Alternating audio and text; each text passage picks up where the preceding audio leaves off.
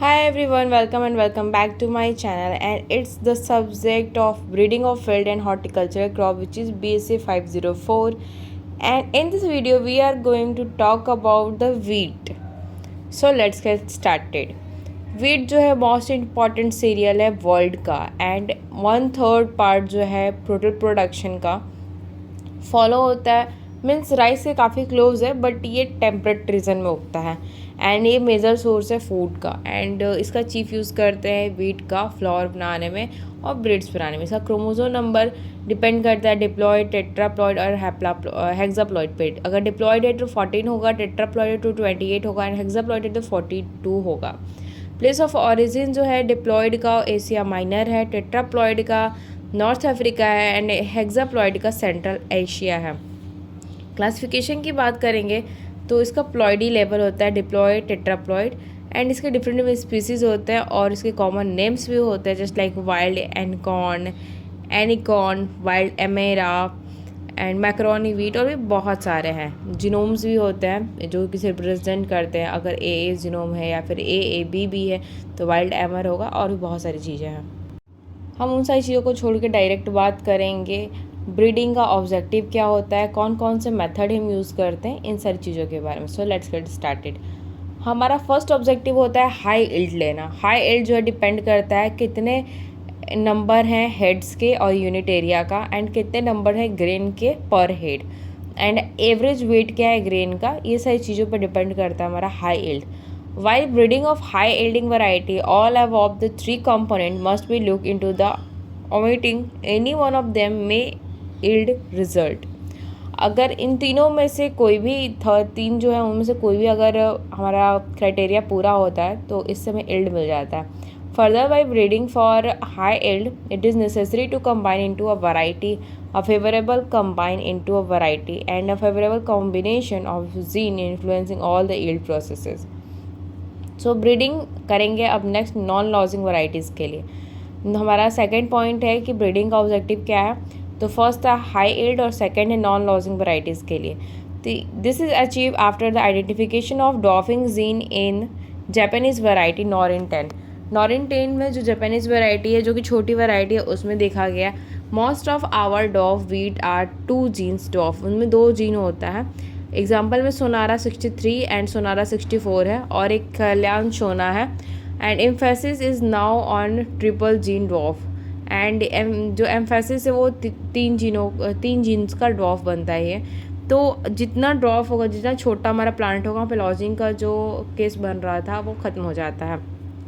And breeding for disease resistance, disease resistance के लिए भी ब्रीडिंग करते हैं, ये भी हमारा एक ऑब्जेक्टिव है। तो हाई यील्ड के लिए कर लिया, नॉन लॉजिंग के लिए कर लिया, और डिजीज रेसिस्टेंट के लिए कर रहे हैं, और इंसेक्ट रेजिस्टेंस के लिए करते हैं, क्वालिटी के लिए करते हैं। तो पहले देखते हैं डिजीज रेसिस्टेंट में क्या होता है। रस्ट जो है सबसे बड़ी प्रॉब्लम होती है हमारे वीट की, स्टेम रस्ट हो या फिर लीफ रस्ट हो, दोनों ही। अगर आपको रस्ट डिजीज़ के बारे में जानना है वीट में, तो मैंने वीडियो डाल रखी है, आप वहाँ जाकर चेक कर सकते हो। DFCM का एक कोर्स है उसके अंदर में। इसमें डिफरेंट सारे रेसेस होते हैं रस्ट का, जैसे कि जब ब्रीडिंग करते हैं हम रस्ट रेसिस्टेंट, हॉरिजेंटल रेसिस्टेंट, या फिर हॉरिजेंटल रेसिस्टेंस जो लुक इनटू करता है बैक क्रॉस मेथड से, एंड ब्रीडिंग एंड डेवलपमेंट करता है मल्टीपल लाइंस का मेथड से, इसी मेथड से। तो क्या था कि बैक क्रॉस और मल्टीपल लाइन जो मेथड है, इससे अगर हम हॉरिजेंटल रेजिस्टेंस जो हमारा रस्ट का था, अगर उसे हम ब्रीड कराते हैं तो फिर हमारा जो डिजीज़ का प्रॉब्लम है वो कम हो सकता है। एंड ब्रीडिंग करेंगे इंसेक्ट रेजिस्टेंस के लिए, तो हेजम फ्लाई जो है मेजर पेस्ट है। Resistance in most variety which is through antibiosis करेंगे इसका हम, इसकी जो वैरायटीज़ हैं, तब जाके हमें हेजम फ्लाई से ऐसे बोल सकते हैं कि हमें इस प्रॉब्लम से छुटकारा मिल सकता है। अब करेंगे क्वालिटी के लिए ब्रीडिंग। डिफरेंट वीट वैरायटीज़ होती हैं जो वेरी करती है greatly in their chemical composition which is cardinally influenced by the environment. The variety of the hard wheat और the bread wheat which have higher glutein content, and the soft wheat contain the lesser glutein content which suitable for the cake making, pastries, and the durum wheat are the unsuited for the either cake or bread, but they are suitable for making the macaronis. So depending upon the use of the quality of the breeding objective is to be fixed. तो हमें क्या बनाना है, क्या process करना है, उसके according हमने अपनी वैरायटीज़ को डेवलप किया है। क्योंकि जो नॉर्मल हम वीट का फ्लोर यूज़ करते हैं उसे सिर्फ रोटी के लिए यूज़ कर सकते हैं। अगर बहुत ज़्यादा उसमें ग्लूटीन है एंड हमारा जो वीट है बहुत ज़्यादा सॉफ्ट है, या फिर बहुत ज़्यादा सॉफ्ट है, उसमें ग्लूटीन कम है, तो उसे केक और पेस्ट्रीज बना सकते हैं। लेकिन अगर हम बात करेंगे जो ड्यूरम है या फिर जो ड्यूरम वीट होता है, तो उसे हम मैक्रोनी में यूज़ कर सकते हैं। तो मैक्रोनी वाला जो है वो केक के लिए थोड़ी नहीं यूज़ होगा। तो ये डिपेंड करेगा हमारी क्वालिटी ब्रीडिंग है उसका ऑब्जेक्टिव है कि हमें जिस तरह का प्रोसेसिंग करना है वैसा हमें फिक्स्ड अपना वैरायटी मिले। अब हम बात करेंगे ब्रीडिंग मेथड के जो मेथड्स ऑफ ब्रीडिंग। तो फर्स्ट है हमारा इंट्रोडक्शन। इंट्रोडक्शन में ये है कि सेमी ड्वार्फ वीट जो है जो मैक्सिको का है और जो सोनारा 63 और सोनारा 64 है, मायो 64 और लर्मा रोज़ा 64 है। तो इंट्रोडक्शन का मतलब ये हो गया कि हमें जो जो वैरायटीज़ चाहिए उन्हें लेंगे एंड उसके बाद हम स्टार्ट करेंगे अपना वर्क। तो फर्स्ट मेथड है इंट्रोडक्शन। सेकंड है pure line selection. Earlier varieties होती है P4, P6, P12, एवॉल्व होता है पुशा इंस्टीट्यूट में और रिजल्ट करती है प्योर लाइन सेलेक्शन में लोकल पॉपुलेशन में, इसे यूज़ कर सकते हैं हम। और हाइब्रिडाइजेशन और सिलेक्शन की बात करते हैं तो सबसे फर्स्ट आता है intervarietal. A number of successful deviates were develop at the IARI New Delhi and Punjab NP 806 new Pusa multiple cross deviates and however all these varieties were lodging and poor yielders when compared to other countries. Hence the wheat hybridization program was changed by the Dr. M.S. Swaminathan during the 1963 and Borlaug was invited to our country and he suggested for the introduction of semi-dwarf varieties from Mexico. As a result, 4 commercial spring wheat varieties which is Sonara 63, Sonara 64 and Mayo 64 and Lerma Rosa 64 were introduced. However, they had red kernel and hard weeds. So these were the utilized in our breeding programs and amber color wheat varieties like Kalyan Shona and Safed Lerma, Sabarmati Sonara were released. These are the double gene dwarf. तो inter जो वैराइटल है which is हम बोल सकते हैं कि जब हमारे पास जब साइंटिस्ट ने इस पर काम करना शुरू किया था, हमारे जो MS स्वामीनाथन जी थे और उनके जो गुरु थे बॉर्लॉग, इन लोगों ने अपना सजेशन दिया था एंड उसके बाद में कुछ वैरायटीज़ को यहाँ पे इंट्रोड्यूस किया गया था। नेक्स्ट है interspecific crosses to get the Hessian fly resistant it also for rust resistance. तो हेजन फ्लाई से रेजिस्टेंस लेने के लिए भी या फिर रस्ट रेजिस्टेंट के लिए भी इंटर स्पेसिफिक क्रॉसेस किए गए थे।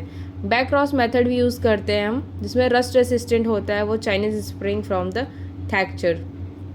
हाइब्रिड वीट की बात करेंगे तो at Kansas agriculture experiment station USA male sterile line were identified by crossing the T.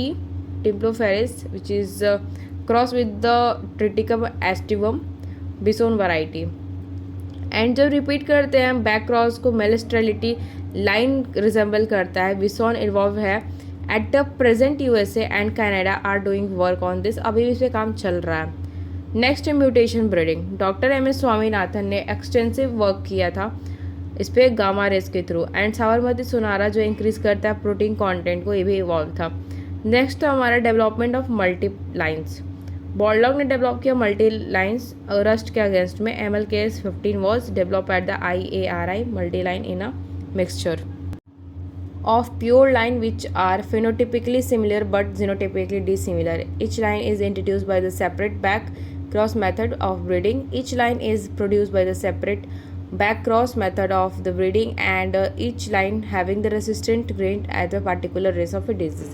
So ये सारी चीज़ें थी हमारे वीट के बारे में। तो हमने इसके अंदर मेनली क्या क्या पढ़ा है, मेनली था मेथड ऑफ ब्रीडिंग क्या क्या होता है। सबसे पहले इंट्रोडक्शन है, दूसरा प्योर लाइन सेलेक्शन है, थर्ड है हाइब्रिडाइजेशन और सेलेक्शन।